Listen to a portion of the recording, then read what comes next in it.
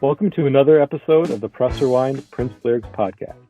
The song we'll be tackling in this episode is Girls and Boys, the fifth track from the Prince and the Revolution album Parade. Joining me, a boy, to talk about this episode, the girl, Christy Norman. Welcome back to the show, Christy. It's a pleasure to be here. Thanks for having me back. This is a fun song. I look forward to chatting with you about it. Yeah, thank you. We last collaborated on Let's Go Crazy, another fun song. So, I guess that seems to be our thing, collaborating on fun songs. I might have to get you on a really dour, disappointing, depressing song here at some point. Oh, I'll find the joy in that one too. Don't worry. Yeah. Prince fans have to be open to all sorts of different emotions and directions of his music and songwriting. So, for sure. Yeah. So, Girls and Boys is the song we're doing today. And it is the first song that kicks off the album after that 4-song suite that begins, the album proper. You've got those 4 songs that kick off the album, and then after Under the Cherry Moon, it ends, and then we're treated to this really upbeat, funky, danceable song. Yeah. It was never released as a single in the United States, which I think is a shame because I believe it could have done decent on the charts. I don't know if it would have been a number 1 smash like Kiss, but I think it certainly could have made some noise and made a dent on the pop charts at least. Oh, absolutely. It was released in the UK as a single, where it did go all the way up to number 11, just shy of the top 10. So if that proves anything, that it could be a successful pop single. I think the UK's charts kind of proved that to us. Mm-hmm. But, it did end up being on the B-side to Another Lover, Hole in Your Head, which was a single here in the United States. And we did get a music video, although I don't believe, because it wasn't a single in the U.S., it was probably played too often on like MTV, if at all. I don't have any personal recollections of seeing it, but I don't know. I can't honestly say for sure if it got play on MTV or any of the other video stations at the time, just because it wasn't a single in the United States. They had a video. I mean, they brought the Revolution to France to record and film this music video. And it's a really kind of fun, cool video that tries to intersperse new footage of the Revolution, dancing and singing, and just basically being silly with with the film and the song's position in the film. After the Recasto scene and Prince's or Christopher Tracy's trying to liven up the stuffy club, which seems to be his MO throughout the entire film. Right. So it's so charming. It's such a charming song. It is. Do you have any recollections of the song, or when did you become aware of it, or the music video? Was it after the fact, like when it arrived on YouTube? For sure. Oh, no, it wasn't YouTube. It was in the 90s after I met my husband, Josh. Probably the first time I saw, I'm sure I'd heard the Parade album before I saw Under the Cherry Moon. But and I think, I don't remember exactly when I saw the video for the first time, but I know we had dating myself. I know we had a VHS that had it on there. So I remember watching the video that way. Okay. But I had never seen the video until it arrived on YouTube, I have to say. Oh, really? Okay. Yeah, I didn't have any VHS copies of Prince music, which it's a shame. I wish I would have, but I didn't. He was releasing quite a few of those extended music video things. Like I think there was one for Get Off, and there might have been others. I'm sure there was others. And I watched the Get Off video a fair few times. Right. There was all those other additional songs. I think I missed out not getting those VHSs, but whatever. They're all available now, so it doesn't matter. Yeah, it doesn't matter at this point. This one's kind of cool from once again, just from a video standpoint, because so the revolution has just ballooned at this point, in 1986. It's not just the original core members that everybody became aware of and grew to know through the Purple Rain movie and the Purple Rain album, but now we've got like Eric Leeds and Atlanta Bliss, and we've got Miko Weaver, and we've got Wally and Brooks and Jerome and Susanna, and it's a really enormous group. And I don't know if they were all officially members of the Revolution, but when you're all on stage together with Prince and performing every night on tour, you're kind of part of the band, right? And you're included in music videos. You're really part of the band at this point. But I like seeing everybody kind of dressed up and looking completely different than they did during Purple Rain. Right. Very different sophisticated in a fun way. Yeah, which matches, of course, the look of the film and this character in the film. So it wouldn't have made sense to have them just wear normal, casual clothes. That was the style of 1986. They had to look the part to take place in this French filmed movie scene, which is, like I said, the video is trying to kind of incorporate the film into it, into its little mini plot. So cool song for sure. Really upbeat and funky, like I mentioned. It's got that memorable kind of odd, I've seen described as like a duck sound. Yeah, I don't know exactly what it is. Maybe it's the bass saxophone. There's a different kind of saxophone that's used in this song that's a little unusual. Yeah, that's, I wonder if Eric Leeds is on here for the first officially recorded song. Discography. I've seen that read, and I look back and I'm like, yeah, that makes sense. He was on the Family, but he didn't do anything on Around the World in a Day. So this would be the first opportunity that he's had to kind of introduce himself to, Prince community, Prince fans at the time.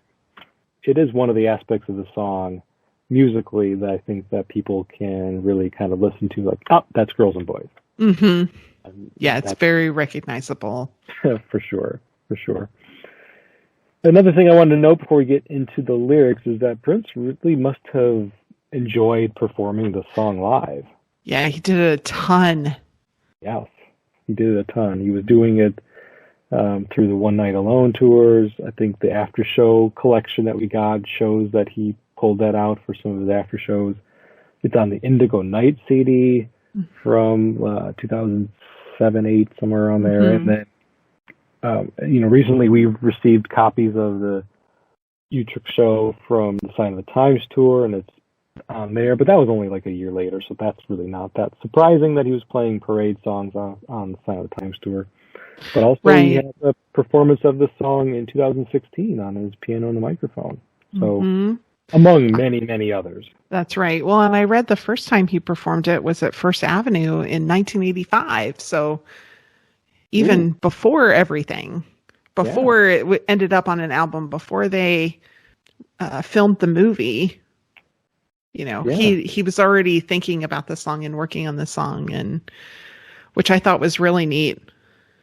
Yeah, that's pretty rare because, he obviously was writing the song and recording the song, getting it ready for release in 85, but it's not that common, I don't think, for artists to perform unreleased music from a project that is not even, I don't know, it's where you're a year or so away from it being released. When you're on tour to support something else, it's it's tour to support this music. And so, typically they kind of shy away from performing music that isn't even out yet.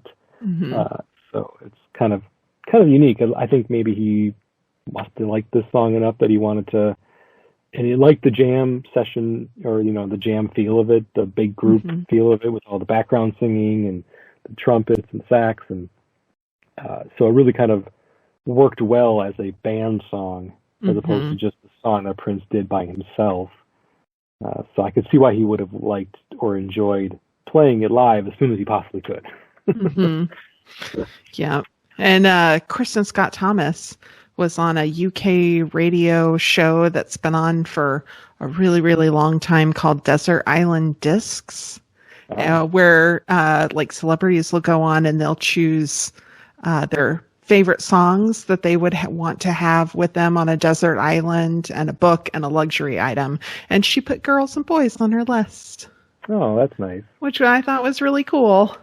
Yeah. Kristin Scott Thomas, the co-star of Under the Cherry Moon. Yeah. So obviously, even that many years later, she must have at least looked fondly on her time working on this project, or at least the music. For sure. Yeah, she's been really vocal about how much she appreciated being able to get this break, and she had a lot of affection for Prince, so it was great. Good. Yeah, because at the time it was not critically acclaimed, which is a shame. But yes. Yeah, but you can imagine as a kind of ingenue new actress, first big role to star in something that's getting nominated for Razzies and kind of derided for its silliness, and kind of people were calling it the directions was inept, or the script was inept, and so nobody really kind of was shitting on her acting. There wasn't a lot of that going on, so at least she could have hung her head on that. But that could have and probably has kind of deterred actresses and actors, probably, if they've been in a movie that has gotten so much negative attention, to shy away from it and not want to talk about it, or not consider it part of their filmography, and really just try to distance themselves from it. So I'm happy to hear that even if it was years later, she has embraced her role in this movie and in this era, and her time with Prince. That's really cool. Yeah. I thought so. Well, thanks for bringing that up. Sure. And we do have quite a bit of lyrics to get through, so I don't want to waste a lot of time. Did you have anything else you wanted to bring up before we jump right into it? No, let's get into these lyrics. Okay, let's do it. All right, so right off the bat, he says girls and boys, just to kick off the song, and then we get a little bit of music before singing the first verse proper. And that first verse goes, "He only knew her for a little while, but he had grown accustomed to her style. She had the cutest ass he ever seen, but he did too, they were meant to be. They loved to kiss on the steps of Versailles. It looked like rain, mama, birds do fly." Okay, so that is the first verse, and I guess what I get right off the bat is that this is, another story song.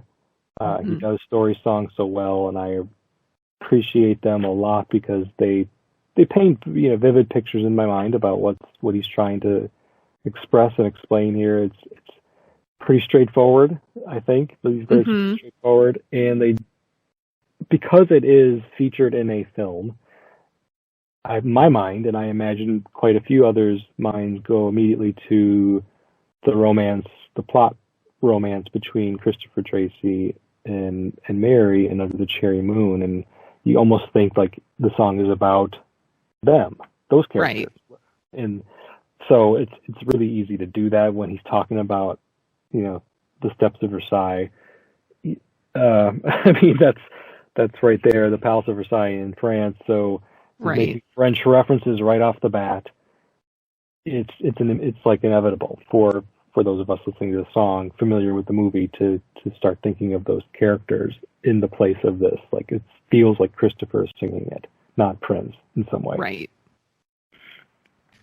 So what else about verse 1 did you like, or what do you think about this first verse as it's kind of an opening verse for the song? It's so charming. There, it's love at first sight, or is it lust at first sight? It doesn't really matter. They bond over their adorable derrieres. And it paints such a pretty romantic picture in really not a lot of words. Kissing on the steps of Versailles, you know exactly what that looks like. Even if you've only seen pictures, it's this big, luxurious garden. That it's opulent. They're beautiful. It paints a picture really well. It does, and it's very romantic, like you said. I enjoy the humor aspect of this, like the whole she had the cutest ass he'd ever seen, but he did too. They were meant to be. Uh-huh. This is I just recently read Brown Mark's autobiography about his time working with Prince and how he came up, and then his time as a member of the Revolution. And this reminded me of a story he told in the book about how after fans had gotten over the shock of him replacing Andre Simone, because there was some comments that he made on there that there was a lot of some fans who were a little disappointed in losing that. Andre was known as a sex symbol. He had a strong appearance on stage, being a front man right alongside Prince and Dez. And so now we've got Mark, and Mark's an attractive man. But when you're looking for Andre, if I'm a person who's really attracted to Andre and I'm looking for him, and all of a sudden I see somebody else, I don't really care, who you are. I'm looking for Andre, and so he had a lot of disappointment and feeling a little insecure about himself due to some of those early fan interactions after he replaced Andre. But after a while, people had gotten to know him and then were accustomed to seeing him on stage and started appreciating him and his talents. And so he, started to get his own fan base.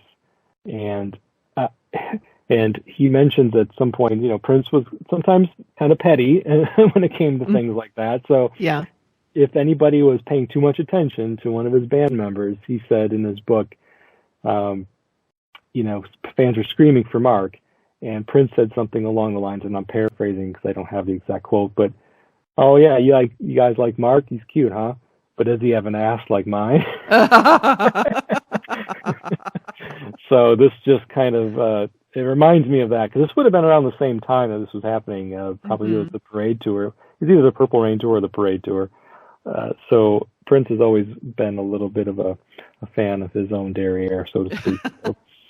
And I'm also reminded of the scene in Under the Cherry Moon where Prince is laying on his stomach and he's talking on the phone or whatever, and of course the camera just slowly pans over his body and lingers on his butt for a while before moving on. But yeah, this does it's romantic and humorous, and that really sets the tone for the song, which continues to be throughout. So then after that first verse, we get the chorus. And I'm going to try my best not to butcher the line that's spoken in French. I've been practicing it. But it's still, I'm sure, as any native French speakers are going to be like, okay, nice try. Well, they forgave Prince. They'll forgive you. I promise. We'll go for it. All right. So the chorus is, "I love you, baby. I love you so much. Maybe we can stay in touch. Meet me in another world, space and joy. Vous très belle, mama, girls and boys." And so that, that's the chorus. Thank you. Thank you. Vous très belle, mama. Vous très belle translates, I guess, to "you are very beautiful." Yes. So anybody, native French speaker, can correct me if I'm wrong, but that's how I see it interpreted, or how I see it translated on the internet. So I'm going to go with that because I have no other way of verifying. My high school French concurs. Oh, awesome. Okay, good. Yeah, I had a little bit of high school French, and it's been quite some time. But that line, I didn't actually need anybody to translate for me, because "you are very beautiful" is what it says. Nice. Okay, so yeah, this is just, the chorus is just kind of, Prince, and actually the women in the group, because it's sung conjunctually with Prince and Wendy and Lisa, and probably Suzanne. I think she gets credit on this song as well. So it's it's a male and female vocal dynamic going on in the chorus, and there's a lot of women vocals in this song, which makes sense. I mean, it's called Girls and Boys, so to have a male voice doesn't make a lot of sense when it's kind of supposed to be a song about men and women and their attraction to each other, and maybe a more specific attraction, as we're talking about the characters in the song, maybe the parallels with Under the Cherry Moon film. But I mean, maybe we can stay in touch, meet me in another world, space and joy. The lyrics here, I don't know if there's really anything more to it other than just kind of sounds good. Space and joy. I mean, those two words don't seem to go together necessarily, but whatever. Meet me in another world, another space, and then meet me, with happiness and joy. So Yeah. I don't know. Well, maybe something outside of your normal life that might be trying and difficult sometimes. If you meet somebody in another world, maybe it's not an actual world or an actually outer space. It's maybe it's like somebody you meet on vacation kind of thing. They're outside of your normal life. Let's step outside of our normal life and meet there. Yeah, I think that's probably what is referring to with you mean another world and space. Mm-hmm. If we're talking, especially when, once again, if you go back to the Christopher Tracy character, he's not from the same world as Mary. He exists in the physical space, but he doesn't exist in the world that she lives in necessarily. Right. And it's just coincidence or just happenstance that they meet, because normally they wouldn't have. They're different social classes, and Christopher Tracy is just, a scoundrel and a scamp and as a lover of fun, as one of my co-hosts called him in a previous episode. So I like that. I like using that, lover of fun. And Mary's got her life and a fiance, which we'll talk about here in the very next verse. But yeah, I think adding the French line just paints that picture that this is taking place in another world, at least for those of us living in the United States, watching Under the Cherry Moon.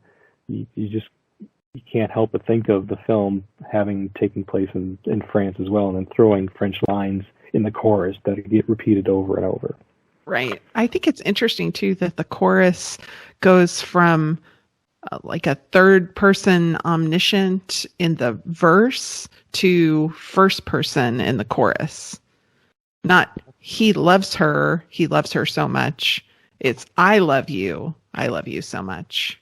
Yeah. Whereas they're really talking about, they're telling you a story in the verses, but they bring it personal in the chorus, which I think is really fun. Yeah, good point, because I missed that he does switch back and forth with the pronouns. So interesting. Okay. All right. So then moving on to the second verse. Second verse is, he gave her all the love that anyone can, but she was promised to another man. He tried so hard not to go insane. Birds do fly. It looks like rain. Yeah. So the promise to another man is a seemingly a reference to the fact that in the movie, whether or not this was recorded, and that's the whole timeline thing really gets me, because did he write this song with the script already kind of developed and in mind, or was the script written after some of these songs were written? I don't know. I honestly don't know. No, I don't either. I think it's a chicken and the egg situation. Some were written to fit it. Some parts of the script were written to fit a song he already had that he thought fit in some way. So, yeah, I mean, from a plot standpoint, it does add drama when the woman that he falls for happens to, have a fiance. Mm-hmm. And so it just adds that difficulty. It adds layers to the film, that troubles and plot devices that people have to get over and through, difficulties, and that's kind of what this is here. So they can't just run away together and be together as easily as maybe other couples can, because they have all of these challenges that they have to face first. Right. To another man. He tried so hard not to go insane. Yeah. Because he can't have her as freely as he would like, maybe. Right. It's more complicated. Yeah. Which makes for a more interesting movie. It does, for sure. Yeah. I mean, that's again, it would be maybe a little more dull if some of these plot devices had not been inserted into it. It's like almost like a Romeo and Juliet style thing with from the standpoint of coming from two different worlds and whatnot. It's not exactly because they're not two fighting families, but right. Yeah, there's got to be some sort of drama. Mm-hmm. And I do want to get to the birds do fly looks like rain later, because that changes. He brings that up again multiple times, but it's never worded exactly the same way twice, which is cool. And so yeah, it's really cool. Those lines just almost tell the story as well, or they enhance it, I guess. Mm-hmm. So then it goes into the chorus again, which is the same. I love you, baby. I love you so much. Maybe we can stay in touch. Meet me in another world, space and joy. Stray bell, mama, girls and boys.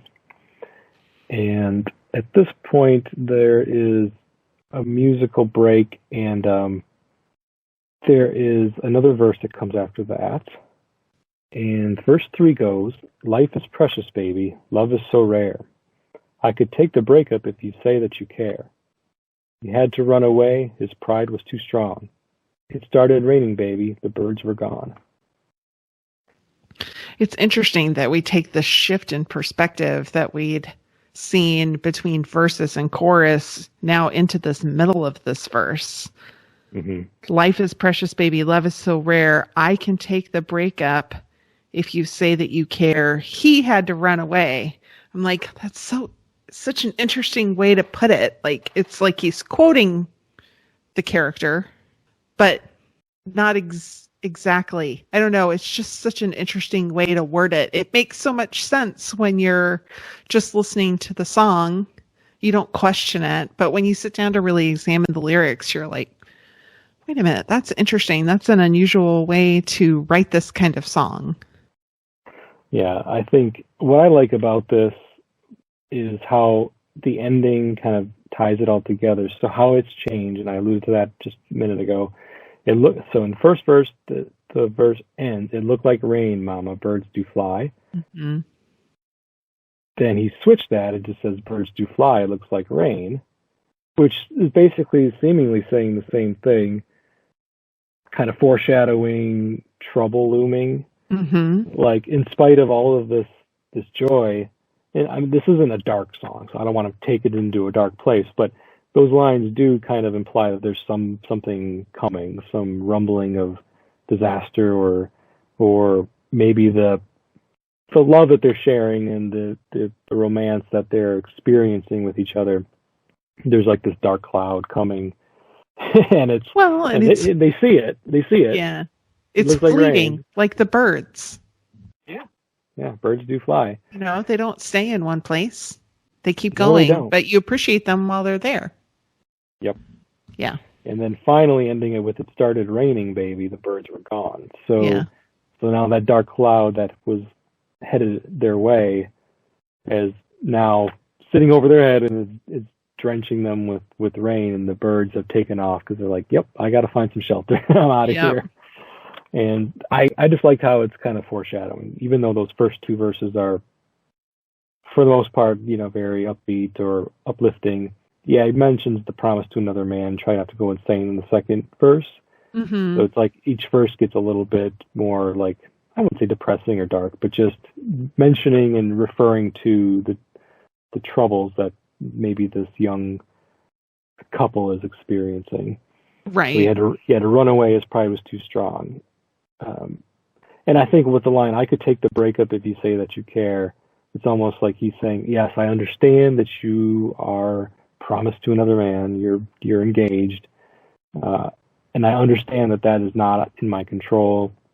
I met you as a woman engaged, so I knew what I was getting into. Right. I could deal with this. I could deal with you staying with your fiance if you just let me know that you love me, mm-hmm. and you're not breaking up with me because you don't love me anymore. Right. Which, I don't know. I mean, in some ways, some people would say that would make it harder to break up with somebody knowing that they still love you versus them just saying, I don't love you anymore. Right. But but he's saying that I could take the breakup if you say that you care. Right. So he's taking the other approach. Yeah. Which is interesting, also difficult, but also kind of leaves it open to, well, if you still care for me, if something happens with your betrothed, perhaps, there's still a chance for us. Mm-hmm. It's more like A Yeah, positive look, optimistic look. Yep, there's a glimmer of hope there, and Yeah. so yeah, he could be thinking of that as as the character of this song, thinking of I'd rather know that you still care, Mm-hmm. so that way there's still a chance. Yeah. Like you're saying, there's a chance. Yeah. So, nothing's impossible. And birds do return. Yeah, So they fly away, but sometimes they come back too. they do. They definitely do. But though that rain cloud has to kind of dissipate and go away first, and then when the sun comes back out, they may That's return. right, exactly. Okay, so then after that we go into the chorus again, which is the same. I'm not going to repeat it. And he sings it again, and there's several times in the song where there's some multiple lyrics going on. There's the song part, and there's like a spoken word part next to it or alongside of it. And so the next one does something similar where it's I love you so much, and then you hear in the background I want you, baby. Maybe we can stay in touch. Maybe we can let you, baby.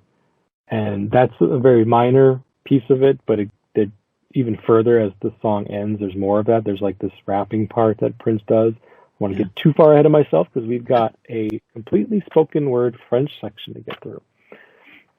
So one thing I'm not going to do, so Christy, feel free to do it if you think that your French is strong enough that you can go through these lines and flawlessly repeat them. No. Okay. All right. I wanted to throw it out there. Once you said I appreciate the offer, but it's been way too many years since I took high school French, and I wasn't that good even then. So. All right. Fair enough. So I am not going to read them as they're spoken in French. I'm just going to recite them in English. Okay. The translation. You were on the other end of the room. You danced so hard, I smelled your perfume. Your smile tells me we should talk to each other. On the dance floor, baby. Make this call for me. Oh, yes, baby. Sex and rest and do not resist. You know you'll like it, baby. Oh, wow. I will embrace you with my legs, baby. 4 hours. I want to surprise you, baby. Flowers in your bath. Love in your sheets. Make love. Where shall we meet? All right. So, yeah, this is all just kind of like random musings from a woman that is very strongly attracted to somebody, and they just want to throw out some I don't know, the pickup lines and whatnot, maybe little lines that they would tell their lover and on the phone, or old school, write a note, I guess, or something like that. Whisper in their ear as they're dancing. Who knows? I have a feeling a lot of it was just kind of I want something spoken in French. Here's some stuff translated for me, please. Yeah. Yeah, this is kind of what I want you to say. Say it in French. Yes, say it in French, because if it's not in French, then forget it, because it's all about the language. It's all about, the impression that it gives of this taking place in France, and then adding that to the aesthetic of the song already, with mentions of Versailles, and then, of course, the line in the chorus. So I'm not going to go through all of those lines because they are what they are. They're just kind of silly lines, meant for effect more than anything else, I think. I agree. Spoken, yeah, okay, good. Because if there is something here that's kind of interesting, let me know if you want to talk about it. But otherwise, I'm just going to mention that the woman who recites these lines, I had to look her up a little bit, and I don't know if you did as well, to figure out who that was and what her relationship to Prince was. No, I didn't. Just that her name was Marie France. Which I was like, right? no, that's that. If that was her, like a moniker she was endowed with, that, the woman speaking French would just be France. Yeah, and what better name than Marie to represent a French woman? Marie France. So I guess I don't know a lot about her, but I did find out that she was a costume designer that worked with for Prince there during the mid 80s. So she's French, but she was living in the United States, I think the LA area. And so as the story goes, Prince was recording the song in Los Angeles, and he knew his costume designer was French, native French speaker. So She's like, "Hey, I need a favor. Can you come in and recite these lines for me?" So she did, and that's really all there is to it. That's fun. Yeah, and she got some money out of it and a little bit of fame. I don't know how much longer she was Prince's costume designer, but I don't think too much longer after this. Prince liked to, switch it up, Right.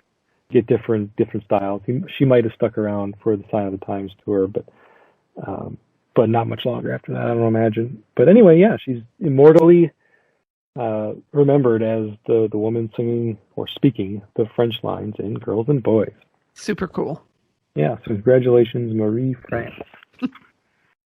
Okay, so the only other thing I wanted to mention about this kind of spoken word bridge is that it kind of implies that this is now the woman half of the equation. So we've been hearing from the man the whole time up to this point, and how his aspect of the relationship and his perspectives. Now, whether it's meant to be or if it's just kind of, like I said, just some fun little interlude, it does, because it is sung and spoken by a woman, you can easily kind of take your mind to thinking that this is now her perspective, even though her perspective is a little fragmented with just some random sayings. It doesn't make this call for me, sex and rest, and do not resist. It's more in just your bath, like love in your sheets. Yeah, it's more just like her daydream fantasy when she sees him on the dance floor. This is what she's thinking about, I think. But I really think it's just to have some French in there.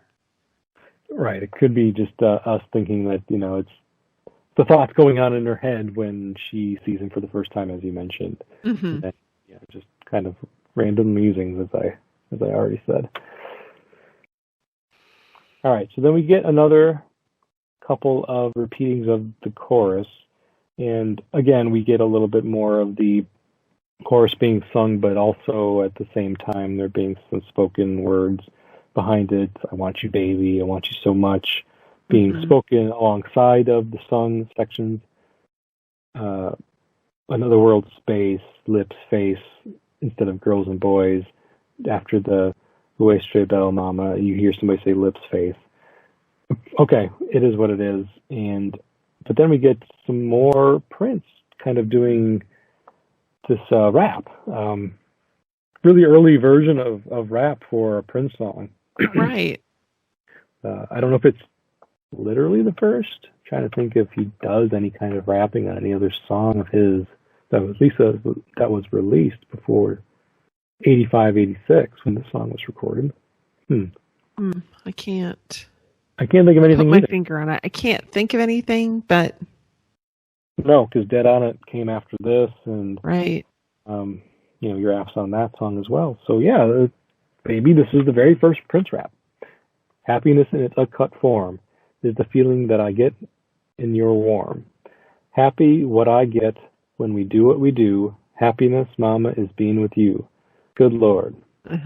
Meet me somewhere after dawn. And then he kind of repeats Lord and does one of his screams, or whoops. Yeah, so it's not like top tier rapping or anything like that. Nobody's gonna nominate this for bars and lyrics of the year award. But it's 1985. You recorded the song. Rap is already still very, very early in its infancy. It hasn't quite reached the mainstream. It's starting to around this time. Crush Groove was released in 1985 with Sheila E. And so obviously with Holly Rock, he wrote that song and gave it to Sheila E. And there's rapping in there. So this is a genre that he was flirting with already a little bit around this time, and to add it to a song that has kind of some more classical sound, or on an album that has more classical sounds. Yeah, it's kind of pushing boundaries. Yeah, it's really kind of trying to collide the two worlds of classical and modern together, which is a lot of what this album is, really. If you think about it, this whole album has that kind of feel to it. It's a modern take on a more classical sound, and what better way than to add a versioning genre's style into a song Yeah, an upbeat song. especially such a heavily melody-driven song. Mm-hmm. Yep. Yeah, it was a risk, but it was It's fine. But it was a small one. It was a very small one. Yeah, it's towards the end of the song, and Yeah, who knows? I don't know if there was a radio edit of the song, or don't remember. Who knows? That could have been that even edited out at some radio stations that might have played it in different countries where it was released. Don't know right. for a fact, but it's like a 5.5 minute song, so it wouldn't surprise me if there was. 5.5 minutes is long for pop radio stations. Yeah, especially in the 80s. Hmm. Yeah, Yeah. they weren't really keen. I mean, if they had to edit out When Doves Cry, and that never fails to irk me. So if they edited When Doves Cry to some 3 minute length, they could do that for anything. Yeah. So yeah, so let me get to just some more of the kind of the general lyrics of "I love you, baby, I love you so much." Towards the end of the song, maybe we can stay in touch. There's some other lines here. I'll just repeat them. So like, I saw you from across the room, and honey, you danced so hard, I smelled your perfume, and the look on your lips said that we could talk some more on the dance floor, baby. Hear the words I'm saying, feel the sex I'm laying. Naughty's what I want to be with you tonight. Yeah, it's kind of it's almost a translation of the French spoken by Marie France. Mm-hmm. Not exact, but she says that, we were dancing so hard I could smell your perfume. That's a direct, that they saw each other from across the room. They were both dancing. They could smell one another. Those are pretty direct translations of one another's, but it gets a little looser as you go along. Mm-hmm. Yeah. Yeah, that's Prince doing that basically while Wendy, Lisa, and Susanna are singing the chorus in the which is background. Yeah, beautifully layered and so interesting. Feels so live and warm and collaborative. It's great.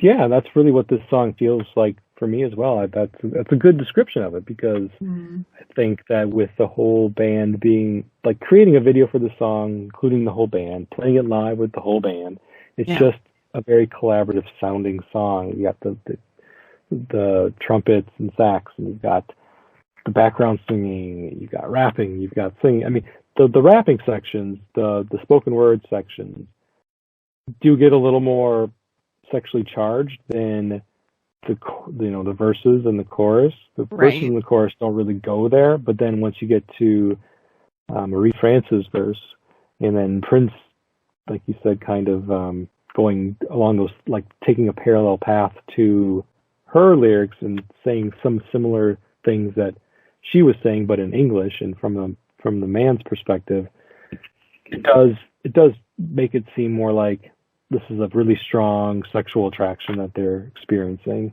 And that's where we kind of think of it. I think of the song as two people, a girl and a boy, that are very sexually attracted to each other. And this is the challenges that they face, but they also are can't help themselves, basically. And they have to see it through, whatever that means, and however, wherever it's going to take them. And for this song, it takes them to a fun and joyous and really funky, danceable place, which is great for us as a listener. All right. So, Christy, do you have anything else you wanted to say or talk about with this song? Anything that you like about it that we haven't already discussed? No, I mean, I do like the song. It's so fun and joyful, and the dark parts don't get too dark. I really, Under the Cherry Moon's one of my favorite Prince movies. I know it got a lot of flack from reviewers, and it wasn't super well received, but I've always kind of loved it. Now, I didn't see it until the mid 90s, but so I already had kind of an affinity for Prince and for the Parade album. I don't know if it would have, it's an interesting thought process to wonder if they had tied the movie to the album a little more, would the movie have done a little better? I don't know, maybe, but Well, I guess we'll Yeah, never know. it's possible. No, we'll never know, but it's possible, and I thought about that as well. I kind of feel like maybe it was an opportunity, maybe a missed opportunity, not just for this specific song, because as I mentioned, I think it should have been released as a single in the United States. I absolutely agree. But it has a very European sort of feel to it, so I can see how it did well in the UK, and it was well received there. But thinking about other songs that were out about this time in the 80s, there was the German 99 Red Balloons. Yeah. And I remember Rock hearing Me Amadeus. Remember Rock Me Amadeus? And I remember hearing the German version on the radio more than the English version. So there was a space for it. It's a shame that it didn't get that promotion, because I think it would have done well. Yep.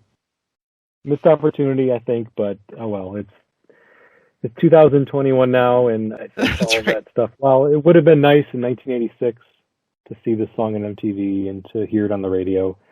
It no longer matters. We've got it, and we enjoy it. We've got a video that we can watch anytime we want on YouTube.